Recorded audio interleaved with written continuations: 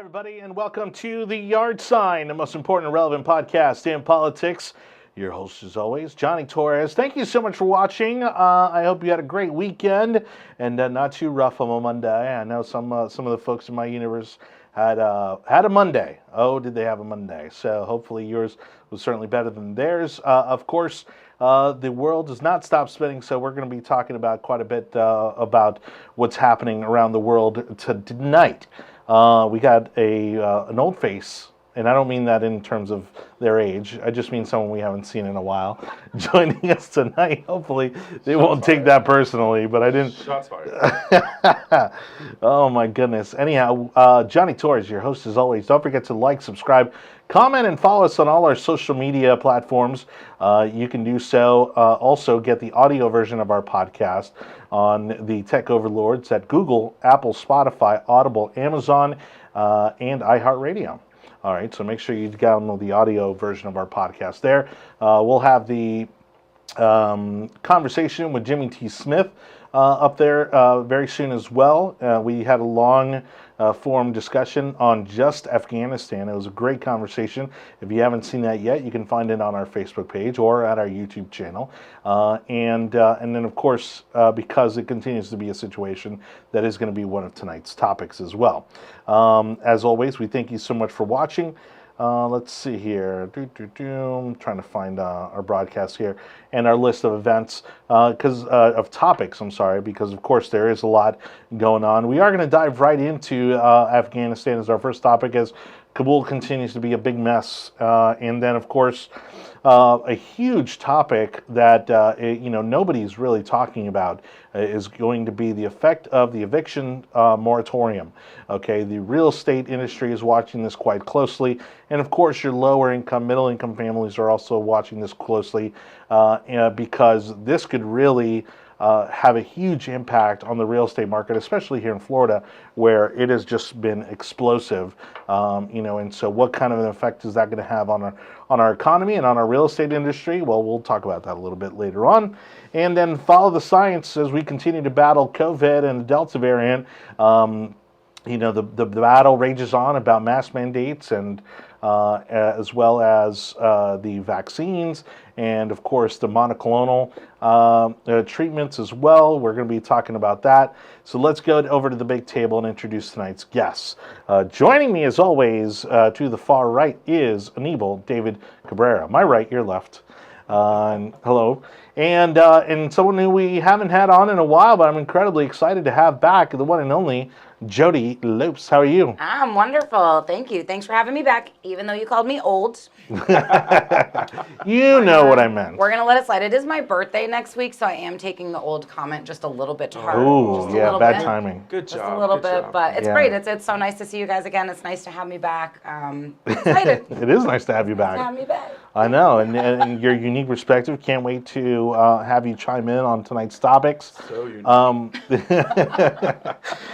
And then as for those of you who are regulars in terms of watching the show, you know that we're constantly working on things here. So the lighting looks a little different, the room looks a little different. Again, we're always kind of playing around with the set. But first, let's go ahead and jump into Afghanistan, and Kabul goes kaput. It just continues to be a mess down there. President Biden continuing to refuse to answer any unexpected questions on Afghanistan. He is being, really, people have used this metaphorically, but he is almost quite literally a puppet at this point, because he will not answer any questions that he has not been privy to in advance. He will not call in any reporters that have not been screened in advance. And so really he's just a mouthpiece at this point for whoever it is that's pulling the strings behind the scenes. You guys were looking into this before starting the show today. Let's talk a little bit about what's happening. We know there's still thousands of Americans that are trapped in Afghanistan, and now we're hearing about some former, military. We got veterans that are involved in the process, really trying to do everything they can, because again, the government doesn't do anything well other than collect taxes and kill people, right? And so in this case, they're not able to extract the Americans as quickly as they should, even though we have all the resources They're claiming that they're doing drone strikes on the Taliban, but won't release who the even though we've always said, you know, in all the previous drone strikes, even under the Obama administration, oh, we got this guy, and they would put out their names, and you know, and now they're all of a sudden being real secretive about who they actually hit, when we know now for a fact that they actually also hit civilians in the process. I think that's a big part of it, Jonny. Yeah. I think that a lot of the reason that we're not hearing anything is because I don't think that they're sure themselves, right? Mm-hmm. So I think a lot of it is they don't really know what's going on there. And now there is no more going on the ground anymore, right? So as of 3:29 p.m. Eastern today, that's it. The last flight left, right? So I just don't think that they know. And I think that the mainstream media has done a really great job of keeping us uninformed about Afghanistan. I will readily admit that I get most of my news on Afghanistan from TikTok. Wow. So I just find that people are sharing things a little bit more freely on there. Yeah. I find that it's not information that's you should think this or you should think that. It's regular people that have contacts on the ground or that have videos that they're showing or that are just like laying out some random facts and just like you have at it. You think what you want about this, right? So I just think the mainstream media has done a really good job of just keeping us all away from it. But I don't think the administration is telling them anything either because I don't think that they know any better. And I don't think that anybody really knows how many Americans are left in Kabul because, you know, over the course of, let's just say the last week, you know, we've run into a lot of things where it's hard to stay in contact with people. I was watching something on Pulaski, is that her name? And she's like, they can text us, they can WhatsApp us, they can email us. And it's like, well, when cell towers are going down and when people are panicking and everything's jammed, how are they supposed to get in contact with you? Right. You know, and it's like, we can't even get in contact with things here. So how are they supposed to be doing this from the ground in Afghanistan? Yeah. Right. So I think that they think there's just a couple hundred Americans left. But who knows? And then look at all of the allies that we've left there as well. I mean, these interpreters that have worked with us for 20 years, that's all that they know. Their families are now on hit lists, and they literally cannot get past these checkpoints. A hit list that we gave them. I think that's something that there are a lot of every day more and more questions are needing to be answered about what happened, how did this become the way it did, and how after knowing about this transition for 15 months, how did you not plan accordingly to ensure the safety of our citizens and of the individuals that have helped us, the Afghanis that have helped us as a country, as a nation, to be able to build somewhat of a sovereign nation from their side. So I think that has a lot right there. If you don't know the number of Americans that are on the ground, then what are you doing at the embassy? Honestly, what are you doing at the embassy? Because it doesn't make any sense. You should know how many Americans that just by them registering to get into the country, providing visas and everything else, you can't give a number. I remember watching the Pentagon briefings, and the generals were getting agitated because people were asking them very difficult questions, and it's almost like they weren't expecting this media to ask those kind of questions with this administration. They thought they were going to get a free pass. They thought they were doing what they wanted to do, and the media jumped on top of it. Now, to say that the media did it on purpose or just to get more ratings, that's up to interpretation. But at the end of the day, they're asking questions that a lot of people are asking. You know, I wonder too, it's like, you know, we expect for there to be this accounting of who's in the country, or we expect for there to be an accounting of like who are our allies that should be getting out. But part of me is just wondering, did it go to shit so fast that we don't know who got out on their own? We don't know who were on the planes. We don't know, like what was the list for allies to get out, right? Like, how long did you have to have your visa permit for? Did you have to be like a priority 1, 2, or 3? How do you know when people are just storming the airport because they're so afraid of what's going to happen? How do you know that we even got the right people out? Like, I just think it's been so chaotic because it was so poorly planned that even if they thought they knew how many Americans were left, I don't think it would be the right number anyway. Yeah. And we know there's just thousands and thousands of interpreters and allies and their family just still there. Well, it's kind of gotten to the point where what else can this administration do wrong in this situation? They're obviously not doing what they're supposed to, which is to get the American lives out of there. They're using all kinds of excuses. Now, all of a sudden, now that Joe Biden's removed 26,000 troops, now he wants to send 5,000 back because they're starting to attack.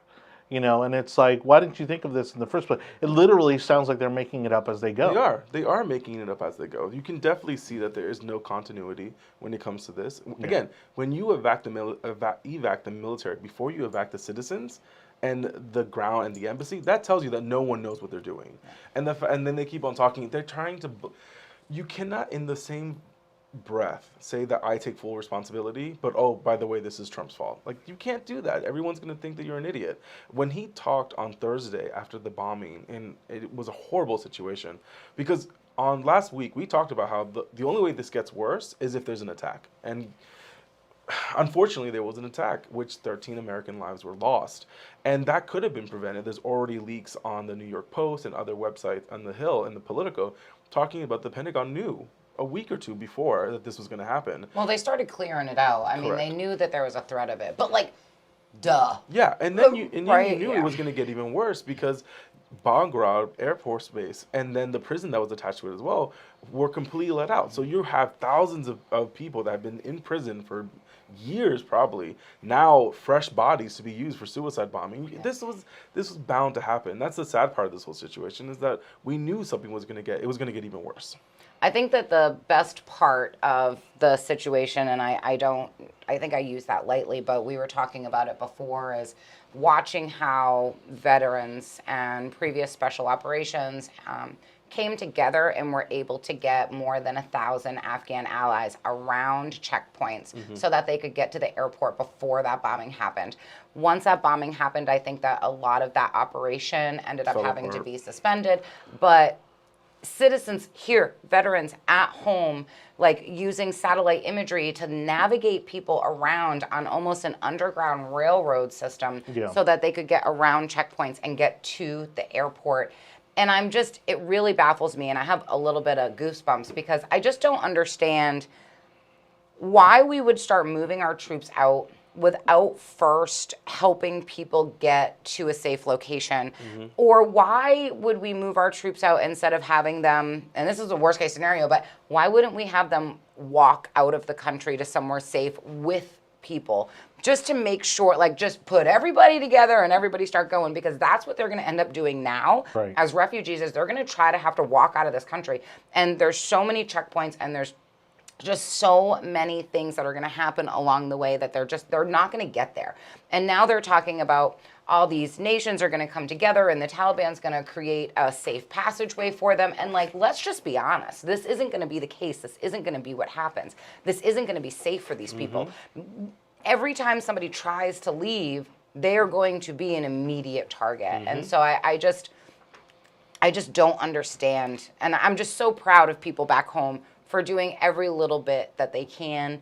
And I'm really disappointed in the administration. And I am just so afraid for the people that are still there, especially women. Yeah. I'm disappointed in the administration. I'm disappointed in the president. The way he looked so defeated at the news conference when he was getting pummeled by news reporters, and then the whole part of like, well, I really shouldn't be answering these questions. Like, he's saying the loud part, the quiet part loudly. Right. Like, you're not supposed to say, oh, they told me not to say anything. Like, who told you not to say anything? You are making it sound more. You're giving more credence to people that think you're a puppet, and it makes you look so. Well, at this point, he's confirmed it almost himself. Yeah. I mean, between the list of, oh well, here's who I'm supposed to call on. And again, there was a meeting where he was meeting, this past week with someone from Israel, and it looked like he had fallen asleep in the middle of the meeting, while they're surrounded by press. This guy is quite literally asleep at the wheel, and it just seems that from the top down, they have no clue what they're doing on a day-to-day basis with this situation in Afghanistan. No, we have the end of the Taliban, of the Afghan war, with at the same time a hurricane is beating down on Louisiana, which again, thoughts and prayers for that part of the country. But there are multiple things happening at one time. God forbid something else is occurring in this week, and now you've eaten up the 20 hours that are allocated to Biden working during the week between his milk and cookies and naps. So like, now what time is he going to have to do what needs to get done? Right. And again, you wouldn't have this situation with the last president or even other presidents in the past. We just don't have the kind of president that we need at the moment. We have hundreds of things happening, an epidemic still occurring in this country, and you have the president just sitting there taking a nap when sitting next to the prime minister of Israel. Yeah, it's frightening, and to think, and you almost wonder if they laid the groundwork this way so that they could excuse, right, these missteps by Biden, but they were trying to invoke the 25th Amendment for far less than under the Trump administration, because he tripped at one point. Well, yeah, I mean that's going to happen. It was like it was like a wet walkway or something like that. Yeah. And they were trying to say that he was on drugs, that he wasn't mentally, up to par. They accused him of all these like horrible things, and then here we go, president who's practically, on stage with almost full blown dementia. It seems like sometimes, where he can't get through a press conference or a speech without looking at his notes. So it's unfortunate because it couldn't have come at a worse time, and honestly, it was kind of one of those situations that, I mean, we don't know what would have happened under the Trump administration. Obviously, they had already been planning this for quite some time. Correct. So I'd like to think that they obviously had some sort of a plan in place, for an evacuation that was far more than what we're seeing right now. No, I think they truly thought that the Taliban were going to get to Kabul anytime soon. It took 2 years for North Vietnam to get to Saigon, so it took time. Again, I think they knew. Because don't forget to, I think we've talked about this as a friend of mine's been actively working to get his interpreter out of Kabul and out of Afghanistan, and we knew 2 to 3 months ago that they were coming quickly, and he needed help to get his visa.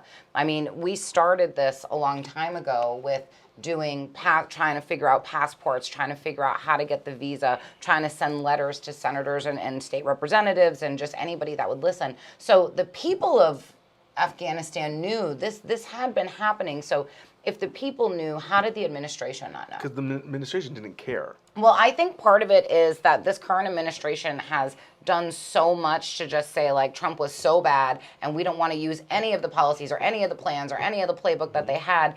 I just think that they were so lost up in their hatred for what Trump had done before that maybe, I don't know, maybe there was a plan, maybe there wasn't a plan. Something tells me there had to have been some kind of evacuation strategy. But I think that they just decided to ignore everything because it came from the Trump administration. And then just wanted to say, we just blame it on you. Biden wanted to get out of Afghanistan no matter what. And that kind of ill-planned, ill-prepared way of being cost the lives of 13 people. I'll call it out right there. I think it cost the lives of 13 Marines. And it's because of the ill-planned situation. You had a treaty with the Taliban and the Afghan government that as long as these things were held as benchmarks and everything else, then we would withdraw. And after the Biden administration, it pushed from May 1st or May 30th to August 31st to be completely out of Afghanistan. But that was also contingent on things happening with the Taliban. Right. And making sure. So then when you're getting reports in June that the Taliban are starting to take over provincial capitals, that's not keeping in line of what the negotiations. So you could have easily pushed back. It's okay, we're not leaving. Yeah. We're adding more troops, or we're going to give you more air support.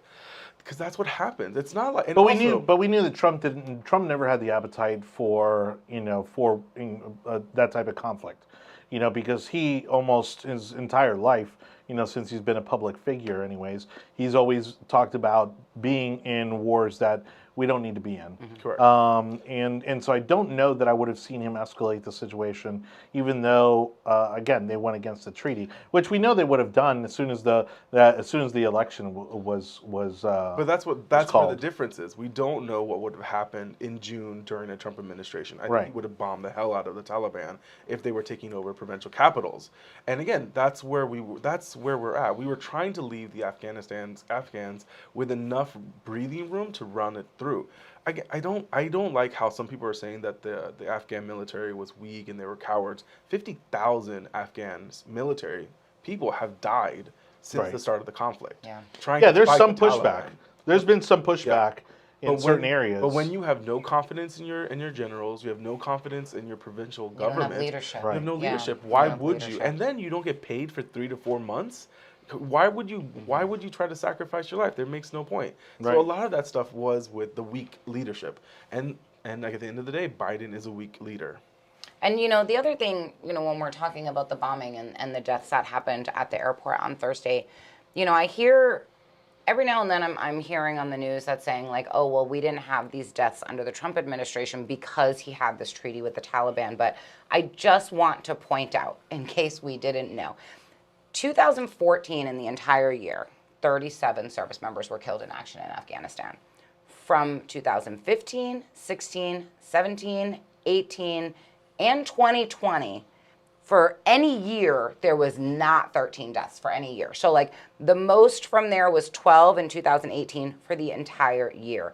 And we have got 13 service members that have lost their lives in one day. Right. Because of the way that we executed this. Correct. And I think that people just need to recognize it hasn't only been 0 deaths since, I believe it was March 2020 up until this Thursday, but the amount over the course of a year and the course of a day, it's absolutely astonishing to me that we're not recognizing that, and that instead we're saying, oh, it was because of the treaty. It wasn't. Let's go back to 2015. Yeah. And that's not us having 100,000 troops in Afghanistan. That's us having maybe 5,000 troops. Yeah. We had been This isn't rocket science. An easy wind down is what we've been doing for years. Right. And yet we were still able to hold Afghanistan together with 2,500 servicemen and women with air support. You were able to keep it together. You could have done this for another 20 years. Yeah, the worst part, the part though about the agreement with them that I think really kind of put us in a bad position was the fact that there was a timeline in place. Yeah. So they knew. Instead of objectives. Yeah, and they were basically watching the clock. And then once the election, went the other way, I mean, all bets were off. Correct. Right? Because they knew there'd be a transition. They knew that there'd be a lot of chaos, between the last 3 months of the administration and the first 3 months of the new one. And that's exactly when they took advantage. And that's exactly when they went in, they moved in on these other cities. And so, again, at this point, other than getting Americans out, I don't know that there's, I mean, gosh, you hope that it can't possibly get worse. I mean, is it going to get worse for the Afghanis? Absolutely. Yeah, Yes. the stories. And it already is. Yeah, the stories that we're already going to is. hear out of Afghanistan are going to be horrendous because of the amount. I mean, again, just 2 months ago, they were talking about fall semester classes with like gender study classes. Like they really thought nothing was going to change 2 months ago. And again, you had diplomats on the ground saying to the White House, things are getting worse because they know the time is coming to when they're leaving and they're taking over these provincial capitals around the country. And even with that, they decided to still not do anything. Again, it's incompetence on the 12th degree, and that incompetence caused the lives of 13 people. It's going to cost the lives of a lot more. And I think 90 Afghanistans, almost like over 100 Afghans and 13 were at the American gates. citizens. So it's just it's really lives are going to absolutely change. I'm really worried that we're not going to be exposed to what's happening now that we're off the ground. Mm-hmm. I think that the only way that we can continue to see what's happening and continue to monitor and continue to be informed, unfortunately, are these like underground sources of news, right? Yeah. Like it hurts me to say that I get my news from TikTok, but like that's where I'm at. Well, it's these days. unfiltered, and it's people that are on the ground. It's Just people, videos or it's- calling their friends. When service members were there, they were able to communicate and then get the messages out. Or I mean, it's things too like Snapchat. If you look at some of the stories, or I mean, it's sad that this is how we have to get stuff. But I'm because you very can't trust worried. the media anymore. Well, No. that's yeah. The media is going to cover for the administration because they were the one that put him there in the first place. They're going to make it all seem very hunky-dory, like people are being treated correctly. They're able to get out if they want to get out, and that is just simply not the case. It's just simply not the case. Well, and look, and obviously there's not a lot of people that would go into a war zone willingly, right? But I mean, look at what CNN did, and yes, kudos to her for being brave enough to go into a war zone and do that type of coverage. But at the same time, to be like, oh, they're chanting death to America, but they're also being kind of friendly about it. It's like it goes back to when they were rioting. It's like mostly friendly riots. Meanwhile, he's standing in front of a burning building. And so again, I think the bigger picture here is that I think we've learned, even at a global level, that we can't trust the media, and especially here in this country, where we have really been kind of handled with the soft glove. Mm-hmm. You know what I mean? Like we don't even truly see what a lot of other media outlets around the world will show their audiences, in terms of true war, because they don't think we have the stomach for it. But I think that, in certain cases, and we talked about this when Joe's in the show, I think we need to see those images, because it needs to reinforce the fact that we don't need to be in these type of conflicts to begin with. Well, and we're not used to having anything here, right? Like we've Right. been so sheltered as Americans Yeah. that we've had things happen and we've had loss and we've had tragedy and we've had some terrorism happen and it's been homegrown terrorism or foreign terrorism, whatever, but we have been so sheltered, and we will continue. incredibly That's the problem. sheltered as a people. And that's the problem. Americans will continue to live in their bubbles, live in their Westchase, their Chevals, their river views, and not really focus on what's going on in the outside world. Again, we're having a situation now where we're really pushing for us to really get back into the United States, be very isolationist, and just focus on ourselves and not really focus on global issues. And don't get me wrong, to an extent, I kind of agree with that. A lot of our infrastructure, a lot of our businesses, and a lot of our industry needs to move back to the United States or move out of China at least. But that's also going to cause problems. That's why you allowed the rise of the Third Reich to occur. That's why you allowed what happened with Pol Pot and in China. I mean, when communism is a rounding issue, that they're like, well, you had 50 million people died because of what happened in China. Well, it had to get done because of communism. What? And that's what Americans never realize what's really happening outside the country, because you have a lot of freedoms in this country, a lot of freedoms that protect us, even within states. The government structure protects us from tyrannical governments, even tyrannical leaders within inside the country. Right. All right. Well, on that note, again, thank you everybody for watching. Thank you for tuning into the Yard Sign every Monday night around 7 o'clock. We appreciate you. Thanks for likes, comments, and shares. We are missing, we don't have Hector in the comment section tonight. It's a little quiet over there. But we certainly appreciate you being on the show and watching the show wherever you may be doing so. Don't forget to subscribe for the audio portion of our show on any of the podcast platforms. That would be Google, Apple, Spotify, Audible, Amazon, and of course iHeartRadio. Joining me today, Jodie Lopes and Anibal David Cabrera. We're going to go into our second topic, which is definitely much more of a national issue, but I think it's going to be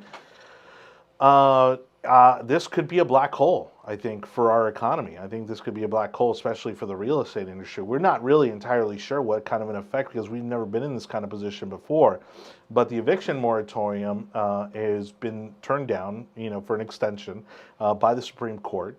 Of course, this came about during the Trump administration when COVID first hit. We implemented this eviction moratorium. A lot of people have obviously benefited from it. We have families, that again, were at least safe, during COVID, when they lost their jobs and weren't able to work from home, because again, not everybody is able to work from home.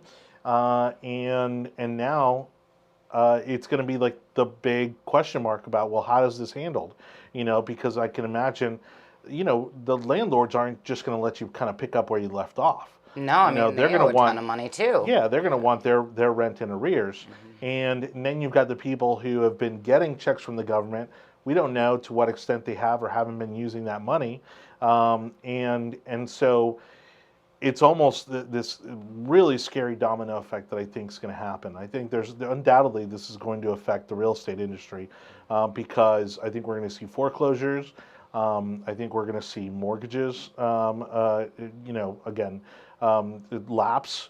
And then the rental market, I think, is just going to see a huge vacuum, because in some of these cases, again, they have buildings, they have lots of units, and that's part of the reason that rent is so expensive right now.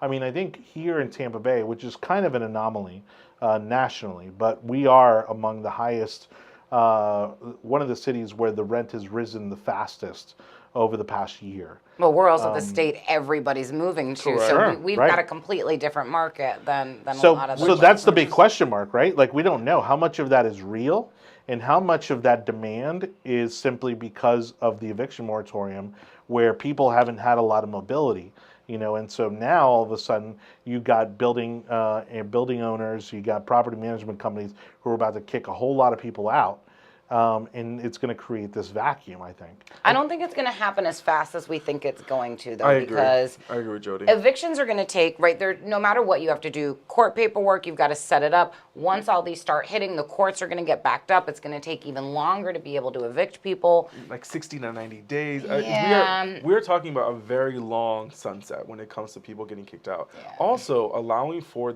we have a huge inventory problem in the country where there's not enough inventory to focus on the demand that's occurring. See, but I think part of the reason there isn't inventory is because people aren't moving. Well, people can't. Well, some people can't move and some people won't move. And so some again, people are enjoying the freebie-ness of it sure, right of now. course. Or Yeah, they're not working, so they can't afford the moving truck and the security deposit and all that comes along with being a renter and moving. I mean, I think it's going to be a long, drawn-out process. I think what we're going to see, though, is landlords that were in the game for small bits and pieces, like I have one rental property, or I have two rental properties, or it was my grandmother's house and now I rent it, I think they're going to sell. So I think we're going to have a buyer's market to where there's more inventory on the market, but I think people's credit is going to go to crap because they stayed in these houses they shouldn't have been in and maybe collected money and maybe they can buy and they were waiting for inventory or prices to come down, or they did a forbearance and now they owe a lump sum on their mortgage and their credit's going to be shit and they're going to get a foreclosure. There's going to be so many different examples of what this is going to look like that I think it's going to mellow out the market. If there was really something that we were going to see a spike in foreclosures, if we were going to see a hit in the U.S. Market, then we would have saw the stock market take a tumble today, and we didn't. We saw it rise because of what was going on. Because now this kind of alleviates a lot of problems. Also, there's $47 billion in I believe in rental assistance that individuals and landlords are able to take advantage of, and I think this is going to require them to clean it up because it's nowhere near how clean it was for PPP.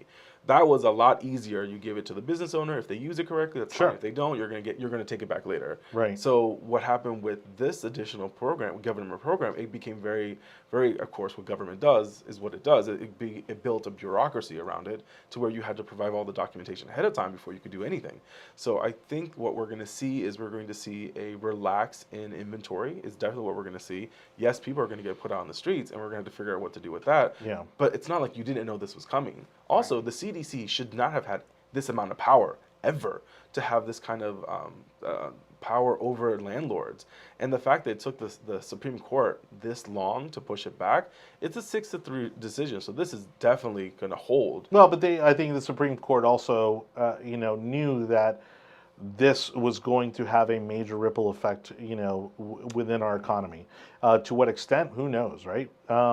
But I think at the very least, I think we're probably going to see a vacuum effect in the rental market. Maybe not so much in the ownership market in terms of actual real estate. I think it will maybe subside and it'll start to level off a little bit. That's another way to look at it. But there's no way that the rental market specifically isn't going to be affected by this, especially when, a year ago you were paying $1,500 for a place, and now you're going to pay north of $2,000 for. Yeah. Part of that's the housing market, though, that's driving that up. I mean, there's a lot of things driving that up, and I don't think it's just this eviction moratorium. I also agree with that. I mean, right now in downtown Tampa, they're about to put 10,000 units on live because the demand is so great. There's a building in Clearwater that's 61 units, and it's taking us no time to fill it up whatsoever. And these are very high prices for something that is a 2.2 and under 1,000 square feet, and it's pushing almost $2,000 a month. And we have people that have been moving here from the north, where if you're coming from anywhere in the Northeast, our measly $2,000 for a 2-bedroom, 2-bath downtown is nothing to them. Right. And the same with when they're purchasing houses. They're looking at $400,000 or $500,000 houses, just like whatevs, because to them it's such a difference from what they're used to paying in the Northeast. Well, that's so I agree with you, John. Angle too. That it's gonna split the country. So so what happens in Minneapolis, Minnesota, is not gonna happen here, or what happens in Detroit is not gonna happen in San Francisco. Right. If anything, and the whole California conversation is another thing because they're not allowed to build multi-unit apartment complexes because of the 25 different environmental impacts studies that have to be done, which takes almost 15 years for you to put up a 100-unit apartment complex. That's ridiculous. And that's what causes the housing shortage in California. Right. Which Mr. Eder, who is Larry Elder. if he if he can become governor of California, that would be amazing. So I'm excited to see that. But I give you the point that this is nowhere near compared to the last housing problem and the housing cycle. People don't have five or circumstances, six mortgages, or no one is going through like 4 refis. Well, and the banks have been much more careful about who they've been giving loans out to. So much money. It's I mean, and so what this really is truly, I think, an alignment. Especially now when you have people going back to their jobs, and some of them are going back virtually. And people are, not everybody's going back to a physical office, and in some cases that's a permanent thing. A lot of companies are making that change. And so there's going to be a huge shift, I think, in that regards that has already taken place, but the dust hasn't quite settled on it yet. Well, all the people are already moving to the burbs. I mean, I live in, Ruskin, so I'm in like South Shore, right? Podunk. But I love my Podunk, little South neighborhood. County. My neighborhood's amazing. But but we're seeing big changes of a lot of younger people moving down to that area now because there's still land, it's still relatively affordable, and if you don't have to drive into the city anymore, and now you can work remote, it's worth it. Your family is getting space. You're getting the money's worth, and if you don't have to be near the city, they're moving out of the city. For that, what they paid for an apartment, they can get a very nice house. Yeah, so I don't think it's going to be the multi-million units that they're talking about. The Goldman Sachs is saying it might be about 750,000 homes that are going to be affected by this. And again, you can provide, if the Congress could get their shit together, then they would pass laws that say that you can't just kick someone out if they've been paying in the past, or you have to at least try a forbearance for a few months. Like, they can do what needs to get done to keep these people in their homes. But this current administration and this current Congress is going to do no such thing, which is going to piss off a lot of independent. They can't even tie their shoes right. They can't do anything. Right. And so we're going to see how bad it gets, because this is going to make it even worse. Because now you have states like, California, Illinois, New Jersey, and New York are going to continue their bans. Yeah. Those people that own property and own land in that thing are going to pay to make sure those people get kicked out in the next round. Sure. Well, and we're talking about builders, developers, who have a lot of influence, have a lot of money, who are I'm sure they are frothing at the mouth for the midterms that come along, to get some of these people out, because they've, we've seen this with a lot of major personalities, a lot of like celebrities and a lot of people who have, platforms, who have seen the curtain pulled back. And so one of the people that I think is most obvious that most people are familiar with is Joe Rogan, for instance. And he said, before COVID, I didn't really think governors mattered. I didn't think mayors mattered. He goes, but once I saw what was happening in California, in my own town, in my own state, he goes, I was out of there. It's all about your local government. Sure. I mean, you can't stress They it don't realize. enough. They don't realize all how about much your it's. local Yeah, government. how much it's. And now, and that actually should maybe. I'll probably save it. I'm going to save it. I'm going to save it for the end of the show, if we get to our one last thing segment. Oh, are we allowed to do a one last? Maybe thing? we'll see. I don't know. Behave. Maybe what kind of should I be showing my papers to make sure everything's good to go? I am curious what you guys' thoughts are from the eviction moratorium, though. The whole point of it was that it was to prevent the spread of COVID. That's it such really bullshit. so what? Well, no, that wasn't it. It was the fact that all the businesses shut down. And No, people, no. The passage That's that the they reason why used in through order to CDC. justify it is to prevent the spread of the disease, is actually what started the whole thing. Wow. So what I'm curious about is, do we think that as this changes and as certain states are changing their rules, do we think that we're going to see an uptick? And I use quotation marks because I think it's all bullshit. But so are we going to see an uptick, or do we think that it's going to actually have any effect on the COVID rates at all? The fact that people keep on talking like that is what's dangerous. The reason why they were questioning opening evacuation centers in Louisiana was because they didn't want there to be a spike in COVID cases. And you're like, there's a Cat 4 coming down. Right. And Yeah. you're focusing on the pandemic right now? Well, that's the thing. This administration is not claiming. They are showing that they genuinely care more about COVID Yes. than they do about Afghanistan, than Yep. they do about Louisiana and this hurricane, than they do about anything else that's happening in this country. And they're going to suffer for it. I mean, I think the midterms are going to be, I think, a bloodbath at this point. That's as local as it can get with the congressional districts. And at this point, I don't see how Joe Biden gets reelected in 24. It's obviously. I don't too see how soon he to makes say. it I don't through the think he makes it. term. I agree with that. Okay, but I let's just say then, let's kind of generalize it. I don't see how Democrats win in 24. My thing is this, and this will go into the presidential conversation, is that the weaker Biden gets, the more likely Trump will run again. And I say this not really wanting him to run, because I feel that we need new blood, and we need he became president. He had his time, he's had his time. He needs to move on.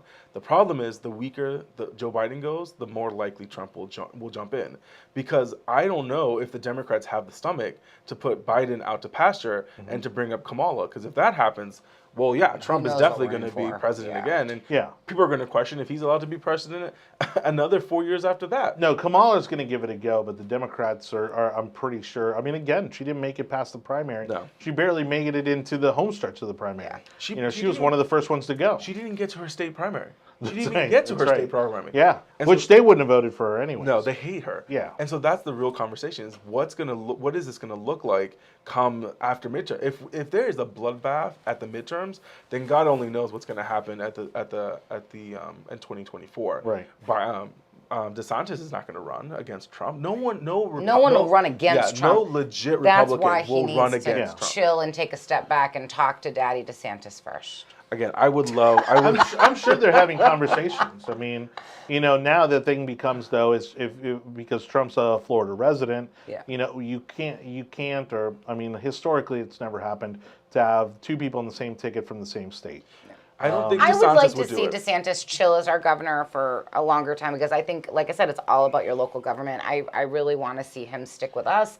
I think there are some other candidates out there that would make a great opportunity for 2024. If Trump doesn't run in 24, DeSantis will run Yes. for 24, and he'll be an amazing president. I'd love to see him with Nikki Haley. I agreed. That'd be a I good mean, that matchup. is my ticket. That'd be a That good is what matchup. I want. All right. Last time we had a ticket, it did not happen. So. I know. No. Yeah. So. All right, everybody. Thank you so much again for watching The Yard Side. Anibal, David Cabrera, Jodie, Lopes, joining me on today's show. We appreciate you so much for watching.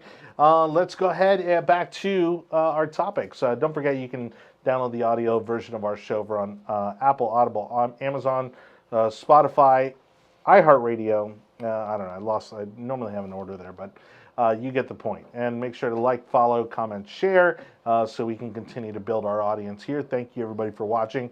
Follow the science, again, as we continue to see in our schools increasing COVID cases. And of course, everyone wants to continue to point the finger at Florida. Meanwhile, in terms of death, New York continues to outperform everybody, and California as well. And so, there's actually been a friend of mine who we've been going back and forth today on following the science, right? And especially with the masking of school kids, and so we at least agreed on the fact that, kids 5 and under shouldn't be wearing masks, all right? According to the WHO, the CDC refuses to take that stance, but that again, that is what it is. I mean, and so it's almost becoming now, because the CDC has become a mouthpiece of this administration. We knew that was going to happen. We're seeing pushback by the media, attacking Ron DeSantis on things like Regeneron and the monoclonal treatments that are available. Of course, they continue to make some claim that he's not pushing the vaccines, even though with every chance he gets, He tells you to tells do you that. he encourages people to get their vaccines. And so what do we think the next stage is? I mean, we're seeing the numbers start to drop off already for this Delta variant. Some hospitals are claiming they're overwhelmed. Some are making claims that children's hospitals are also overwhelmed. But again, we saw that the lockdowns really didn't accomplish much.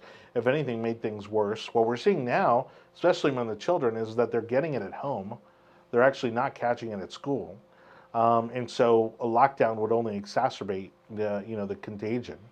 So what are the next steps here? And I think the New York Post said today that they're talking with the Fauci and the Biden administration are talking about having booster shots like every 3 months or every or like 5 times a year or something ridiculous like that. I think what's going to happen is that now that we've had pretty long stints of time to do more case studies, do more reviews, do more peer reviews, you're going to see more and more scientific evidence to show that this is more of a normal respiratory issue that was brand new, so it affected a lot of individuals, and we're going to have to figure out how to contain this on a yearly basis, like the flu shot, which will start occurring.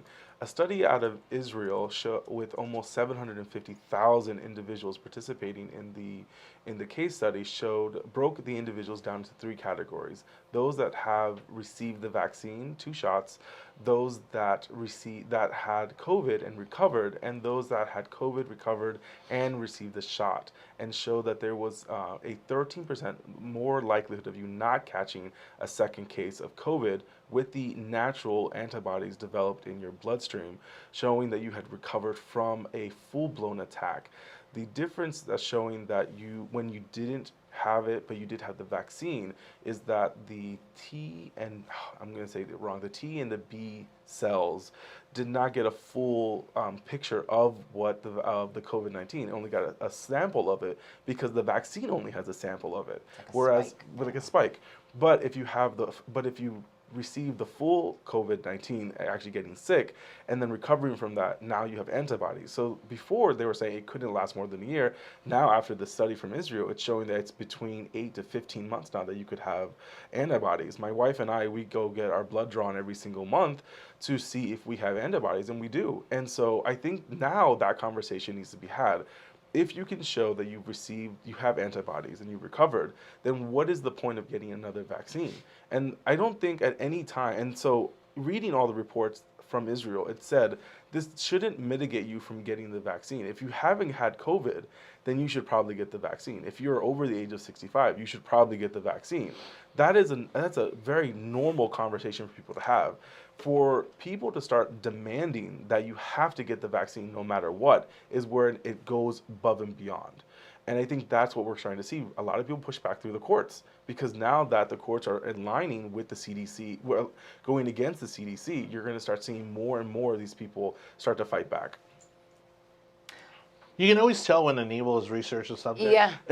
Because he gets kind of quiet and he gets very direct. And then he just goes right into it. He looks right at it. We don't even want to interrupt. Because yeah. It was a fascinating study. So you're going to see more things out of Sweden and more things out of Europe. I mean, there's another one coming out where I think it's over 1 million from like the Middle East, Mediterranean, and Europe, where it's like, okay, now this is what it's looking like. Right. If Europe doesn't require you to have a vaccine passport, then why on earth are the Americans forcing that? Because if you can prove that you have the antibodies, that means that you're good to go. You've had it and you were able to fight it off. And that was one of the criteria, I think, for some of the EU nations that are doing the vaccine passports. You can just prove that you've had a recovery. Correct. Which is standard for pretty much all of the vaccinations, Correct. right? Like even if you got something before, you don't necessarily have to get a shot or a vaccination, even for the things we have, if you can prove you've recovered.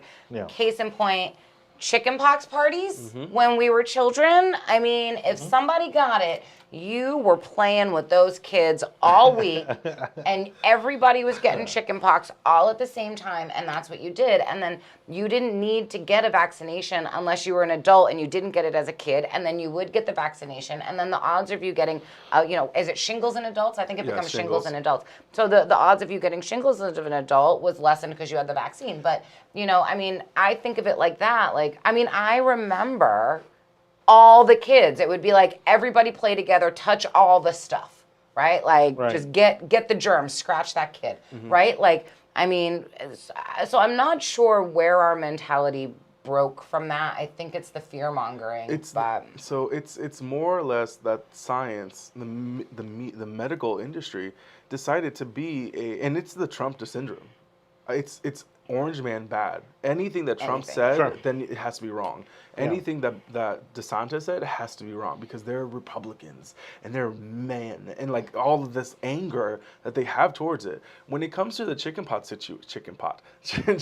situation, it's not the fact that we should put little kids together for them to get the disease. It's the fact that once you had it, there was no need for you to get the vaccine. But you were okay. Yeah. Right. You were okay. Right. That's and then people get so upset. You want your children to get you want your children to get COVID? Like no. But if they did get it as kids, it wouldn't be as bad as them getting it as an adult. I do go back to we should put the kids with COVID together. I don't know. I'm not a scientist. I won't go that far, but I will say for generations, the scientific evidence has been if you received it, that means you have the antibodies, so then you don't need to get the vaccine. Like, right. So then now we're having a situation where only in the United States, we are talking about getting a third shot and a fourth and fifth shot. And yet we have, I think 5 or 6 billion people that have yet to receive even one shot. I'm unvaccinated. And so the simple fact is that we are, as Americans, we are so focused on Americans making sure that everyone gets the vaccine when we're now talking about third and fourth shots, when we should be sending this stuff overseas because they are even in worse medical situations than we are. And again, it annoys me that this eventually will be like, well, now you have to pay $150 for a shot every single year. That's absolutely ridiculous. Absolutely ridiculous. And again, so well, it's going to go to the insurance companies. Our rates are going to go up. It's going to cost the whole thing. I mean, it's not going to be. I walk in and pay the $150. It's just going to perpetuate the problem that we have with our healthcare. So where is the money? Where is this money going to be starting to come from? Because it's all the fake money that they print. Oh, we're not starting this conversation. It's fake money. We're not starting this conversation. Is it Bitcoin? No. It's fake. It's fake money. Bitcoin isn't money. Bitcoin isn't an asset. Bitcoin is whatever you want to pay for it, and that's perfectly fine. Jonathan? I'm trying to find the. No, I'm over here. I'm trying to find the article that I was just talking about. Because again, I mean, the headline, it seems ridiculous. It seems ridiculous, but it's actually pretty frightening. So let me see. Trying to pull it up. It's Biden and Fauci. Anyways, it's on the New York Post. But basically, it's all playing right into these pharmaceutical companies' hands as well, because this is what they want. They want you on a regular schedule. So now, and then the truth is that again, so what about the people who can't afford to go see a doctor? What about the people they who already don't have miss healthcare, major healthcare milestones sure. and have a higher risk of developing like cancers and stuff because they don't go to even get preemptive care. So are they going to go get a shot now? And probably not. There was research in New York City talking about how the majority of people that don't want the vaccine are from the African and the brown communities, and they're like, so you're going to require brown people to get a piece of paper showing that they've been vaccinated? Like, are you really going to go to that direction? The same people who claim that they're not smart enough or have the means or the resources to get an ID. Oh, the fact that is so racist when liberals say things like that. It's mind-boggling that they get away with it because they're that ignorant. Sure. And in studying case study after case study, that you're telling me that brown people don't know where to get a license. It's ridiculous. You have the same people that 2 years ago talking about punch a Nazi in the face and now are asking you about your papers. I mean, it's getting absolutely ridiculous. Yeah. Yes, that is the second time in one show that we've talked about papers. even if because again, no demographic is at 100%, right? In terms of who has gotten their vaccination, right? But yes, predominantly among minority groups, they have received the vaccine at a lower rate. Okay, so now you're going to segregate people based on whether or not they have the vaccine. So again, like this is basically just another form of racial segregation because now you're going to punish the people who either didn't have the means to or the time to or the resources to go get a vaccine. Now you're going to tell them that they can't go shopping, that they can't go out, that they can't travel, that they can't, and who do you think the predominant people that do have the resource to do that is? And so, this is simply another form of segregation that they're trying to pass under the guise of public health. I wonder if there's almost a subconscious thought process that happens between minority groups and people of color, and where once upon a time we were the guinea pigs and we were the ones experimented on, and I wonder if that subconsciously plays into any of our decisions to be vaccinated or not. I mean, I don't know. I mean, I'm not, because I worry about having children in the future, and like I don't even get flu shots. So like to me, I don't want to be the statistic that is I took it and then something happened. I'd rather be the statistic that I got COVID and whatever happened, right? Like I would pick one over the other. But I just wonder if subconsciously we just have something that says, this sounds familiar. This has happened to my ancestors. I mean, we were experimented on for so many different things, right? Like, and so is it, I just wonder if that's something that's actually happening in people's minds and we don't even really realize it. I think the psyche of a lot of individuals in these communities that we're talking about, one, they already don't trust the government, and two, they don't like the idea of being told what to do. And so if it was, they still vote for more government, but that's a whole nother. That's a whole other conversation. But like, I think the biggest problem was the fact that, and I always go back to it, is that Fauci lied to us. Fauci lied about the masks. Fauci So many times. lied about the vaccines. These are things that are evidential. You can tell. Exactly, well, and then Biden and Harris both came out and said that they weren't going to get the vaccine under the Trump administration. That is the most annoying video I've ever seen in my life, because you have the governor of New York, Cuomo, who resigned out of shame because he couldn't keep his hands to himself. Not because he killed thousands of people. No, not because of that. But you have him saying that, well, he's not going to get the Trump vaccine. When did it become a Trump vaccine?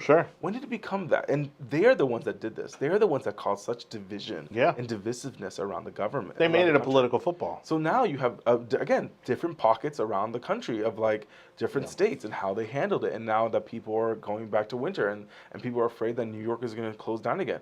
If California goes red with the governor, all bets are off. All bets are off, because that means, people are pissed off enough to allow that to happen. And you don't need 20 million votes to become governor in New York or in California. You just need majority of an election that they're trying to tell Democrats not to vote for. So it's phenomenal to see what's going to happen in California if that's going to go red. I think we still have like a month or two before that really comes down the pike. Well, the other thing, is it would be amazing, and kind of one of those things, where they have in movies like an alternate universe. Like, I wonder what the country would currently look like if Trump had gotten reelected, and then obviously the goal still being the same, to get the country vaccinated, right, as a way of combating COVID. And seeing, well, all these people that are out there lecturing and being, all high and mighty about the vaccine and all that, would they still be that way? Obviously not, if Trump had been reelected, right? Because they would have then seen it as the Trump vaccine. And politically, if just for that reason alone, not get the vaccine, simply because it had been developed under the Trump administration. I don't think that it would have made a difference to the population of the country. I think that people have made their vaccination choice on personal preference. I don't know if they've been influenced by the flip turn of people that said they wouldn't under Trump, or that they will now, or that are forcing it. I like to think that as citizens, if people were okay with that, they've just done it. But we saw it. We saw it become the political football. We saw Biden, Harris, celebrities, news journalists all say, hey, we're not going to go out and get this vaccine because it was created under the Trump administration, and we don't know what it's going to be like, and we don't know, to then had to reverse course, after the election. So would they have reversed course if Trump had been reelected? I don't think they would. I think they would still be would have fighting. stuck to it. I just don't think it would have made a difference to anybody else. I think they would have stopped talking about it, honestly. I don't think they would hold the same stance. I think they would have just stopped talking about it because they lost. And now that they won this cycle, it's going to be interesting to see how quickly things have fallen apart.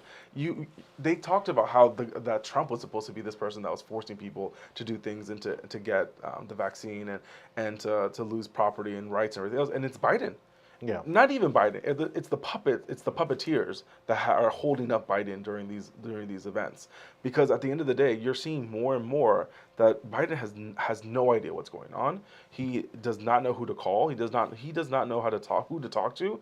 This man has been in some office or another for 40 years, and you don't know longer than that. And you don't know any of the names of the main reporters on the Hill. Yeah. Are you that's insane. I think he's actually been in some form of elected office, I think, since the early 70s. I said Reconstruction, but I could be wrong. Yeah, that's about right. Reconstruction from like the Civil Yes. War. Sorry, that took me a hot minute. I've been thinking of more ways to make comments about his. So I did find it, and one of the things we are going to work on is pulling stuff up like this during the show. But if you want to look on the New York Post, These laptops are just for They're show. just not doing anything. the headline is Biden and Fauci discuss requiring COVID booster shots every 5 months. Is the headline from the New York Post.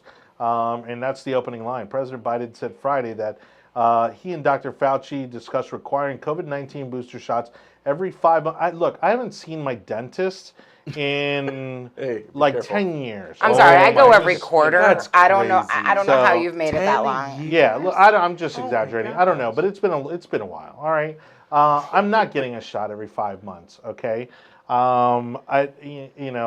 it's just not happening. That would be phenomenal to see them try to push that through the system. I will say you see more and more, and this I think is what pisses a lot of people, a lot of Americans off, is that you see the media showing these articles about people dying because they didn't have COVID, they didn't have the shot, and their last dying wish was, I wish I had COVID, I wish I got the shot. You see that more and more, and you're like, what is the media I get what the media is trying to do, but it's just pissing more and more Americans off. Don't tell me what to do.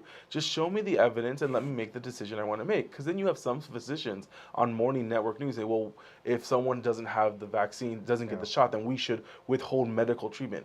Do you do that for someone that is having a heart attack after eating at Charlie's? Do you do that for someone that's a smoker that has lung cancer? No, you don't do any of that. No, it's directly against the Hippocratic Oath. Yes. And the fact that they even have the audacity to come out and say that they're even considering it, I think they should be stripped of their medical license just for even coming out publicly and making such a statement. If a military officer gets stripped of his command just because he makes a comment about the judgment of the generals, right, then easily a doctor that is talking about overcoming his Hippocratic oath should be should be stripped of theirs. I mean, I don't know if it's like the bar where you can file a complaint, but I would hope somebody's filing a There complaint. is. It's the same. It's almost the same system. There is a medical bar and everything. You can get your license to practice in that state revoked. Yeah, no surprise though. Again, you got to look at the cities where this type of nastiness is coming from. But kind of hear this is the interesting, almost amusing line from this story, which is Pfizer and BioNTech have requested FDA approval for their booster shot, for a booster shot for their 2-dose vaccine, which is the most widely used option in the U.S., saying data shows a third shot improves the body's ability to fight the virus. Data shows A third shot. Data shows wearing 5 masks reduce the oxygen levels that are coming in, so then you get less oxygen to the brain, but less likely to get COVID. I mean, yes, anything like that is going to happen. And you saw people in D.C. and parts of New York. How about they just give me the 2 third or shot more first, masks. and we'll just call it even. Yeah, isn't that the one that's supposed to do stuff? Or like with all these variants out there, shouldn't I only get the last shot? Isn't that the one like closest to what's happening? Did we ever figure out if it's going through the same thing like a hurricane season, like every different They variant? get a new name? They get a new name. Yeah, the they're Delta using- variant, the Lima variant. The Lambda. They've already got it lined up for like the next Okay. I didn't know. I 20 didn't years know. of what the variants of this is going to be. Well, I wish I sadly- had it. I might find it for next. Sadly, somebody said this is going to be like the flu, Yeah, where for forever. it's going to be around forever. But that's not sad. That's reality. Even today, so Ron DeSantis was in Tampa talking about this and talking about the midichlorian facilities that they have here in the state. Yeah, I definitely said that wrong. Monoclonal. I'm purposely saying that. And so right now, the state of Florida has 22 sites where you're able to get that kind of treatment. If you have COVID, feeling the symptoms, and you want to get, it's a treatment. Yeah. And he is getting blasted by other parts of the country because they're talking that he's like anti-vaccine. And in every press conference, he has to say, look, we want you to get the vaccine. That's why we have all these sites here. Right. You get the vaccine right now. But he knows that. But if you don't, here's another option. Right. He knows that a lot of people are not going to get the vaccine. So Because here's an he alternative knows option. us in Florida where we've been like, hey, buddy, we're going to participate for like a little bit. But And from then- there, and we then I want to need to make get our back- own choices. Yeah, I need to get back on my boat. Well, and these monoclonals. Those 3 weeks were really hard. It was very It difficult. was very difficult when the gas at my marina shut down and we Do couldn't you go on the know boat how anymore. difficult it was when we couldn't get a reservation at Burns? Oh I was my God. flummoxed. I could not deal with it. First it was, world it was such a horrible thing. And then the audacity that we had to wait in line to get food from other restaurants, and they're coming in like these plastic containers. I have no idea what's going on. But I will say this. Yeah, mind you, it amuses me too how quiet the environmental movement has gotten in all of this. About how because- much to-go containers, Sure, everything. everything is I thought- plastic. I thought Everything we couldn't is do plastic bags anymore, Yeah, and now it's everywhere. right. All I'm saying is Styrofoam. That's when it's you all- know we're back. Yeah. When the environmentalists get back on CNN. That's when you know CNN. we're back on the right track. I do want to say my neighbor got that treatment, and she really thinks it made a really big difference in her COVID recovery. I'm trying to get. mean, I know an individual that's sick right now with COVID, and he's over the age of 50. I'm trying to tell him, get the treatment. I'll all drive he has you to there do right is, now. Yeah, Right. either go there or go to the urgent center, and they'll give you a referral. And this is the problem. The media has scared so many people. He has. Well, they don't know which way's He up. has diabetes and he has high blood sugar, high blood pressure. Probably and needs so to go get the he is treatment. like, he's listening to his doctor, and his doctor was like, well, we're not going to give you the shot now. So you should. And he's like, he doesn't want to put anything in his body because he's so afraid of any kind of a reaction because he Right. gets that from the news. And I'm like, this is why I'm so annoyed with the media, and I'm so annoyed with Fauci that I honestly feel we need someone else to be talking, because I just don't believe anything Fauci says anymore. Oh, we might be back to normal come the spring of 2022. How is he still in that position? How has he not been fired? Because they can't fire him now 'Cause then it seems because that- then it seems like he was screwing up when Trump was Yeah. criticizing him too. They're probably going to promote him to something at this point. Well, that's what right? happened. Well, he's already the highest paid government official Yeah, Well, that's I mean- horrible. in the country. That's I horrible. mean, Well, instead they how just ridiculous is that? invested Oh, in his makes- wife. makes What happened complete with sense. that? I don't know. Oh, Anyway, I don't know about I that. That's a whole nother rabbit I hole. digress. but- I digress. All right, one last thing, everybody. Let's get this show wrapped up as we're now just past the 1 hour mark. Look at that. Oh, right? so, So let's not spend 20 minutes on this. on the board, are we allowed to talk? Or we're going to talk So- about? Okay, I just wanted to make sure. Yeah. So a little. Okay, okay. So I actually, I was gonna hold back on what my one last thing was gonna be, and I've now kind of drawn a blank as to what that was. So Anibal, since this is your favorite segment, I'll let you go ahead and kick us off.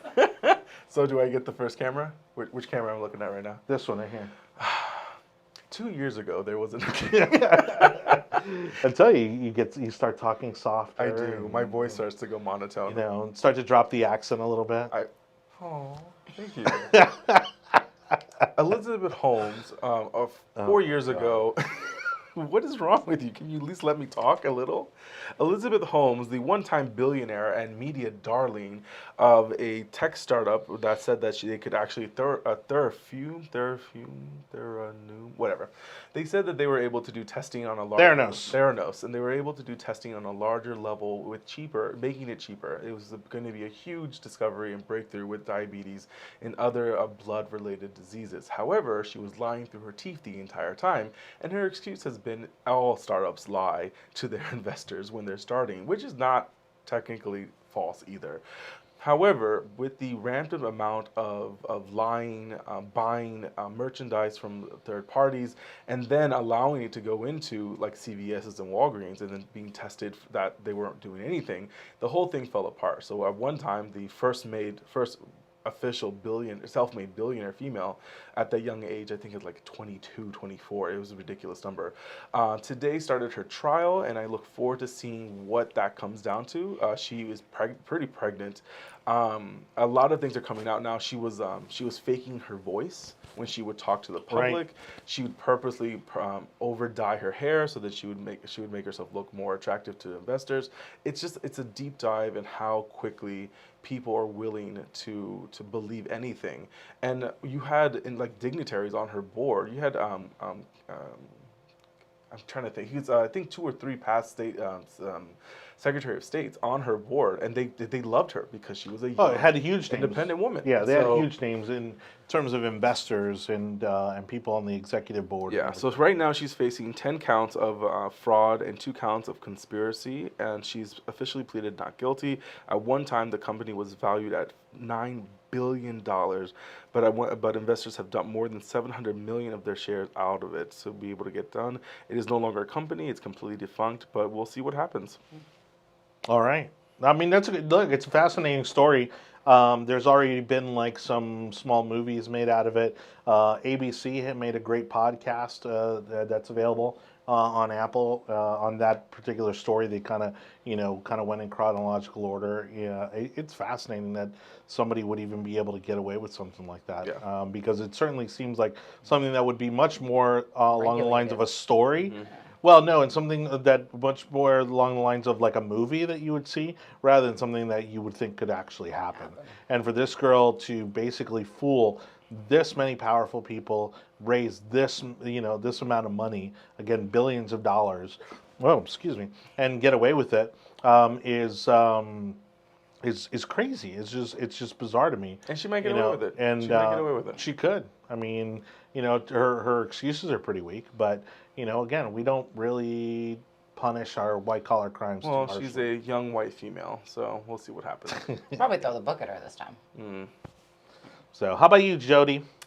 Yeah, so my one last thing is not going to be as long as Anibal's. Well, that's refreshing. I really just want to say thank you to all of our service members.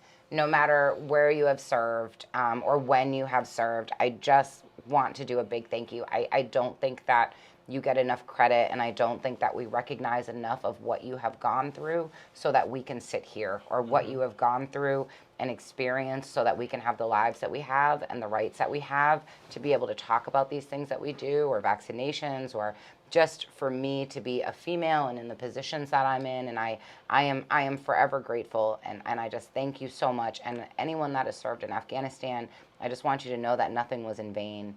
And that there really isn't anything else you can do for our veterans that are home and have been worried about their allies and their friends and people that protected them while they were there.